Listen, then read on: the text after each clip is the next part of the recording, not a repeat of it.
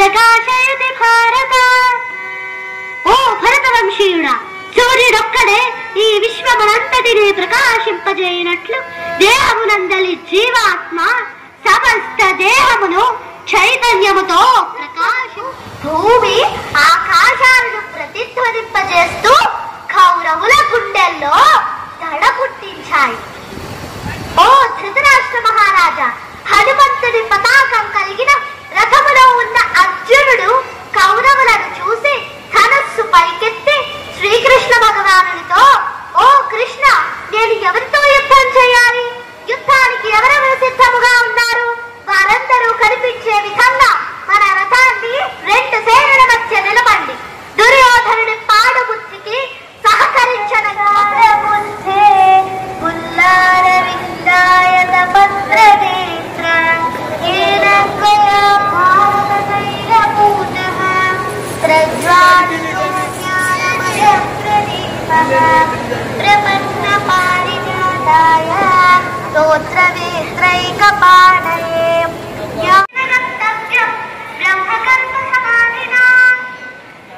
యజ్ఞపాత్రము బ్రహ్మము, హోమద్రవ్యము బ్రహ్మము, అగ్ని బ్రహ్మము, హోమము చేయవారు బ్రహ్మము, బ్రహ్మ కర్మ సమాధి చేత పొందిన ఫలము కూడా బ్రహ్మమనియే తలంచవలెను.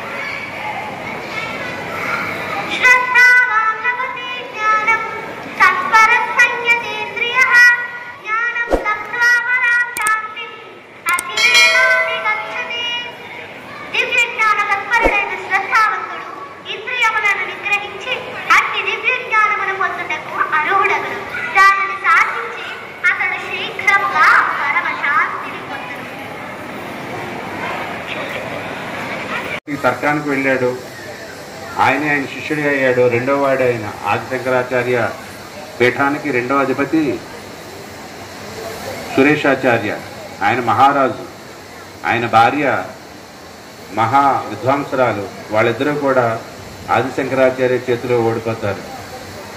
తర్కశాస్త్రంలో, ఆధ్యాత్మిక విధానంలో ఇద్దరు కూడా ఓడిపోయి తమ సామ్రాజ్యాన్ని అప్పగించి పీఠాధిపతిగా అవుతారు. ఆ విధంగా చూసుకున్నట్లయితే 71వ పీఠాధిపతి ఎవరో కాదు, మన శ్రీ సత్య చంద్రశేఖరేంద్ర సరస్వతి.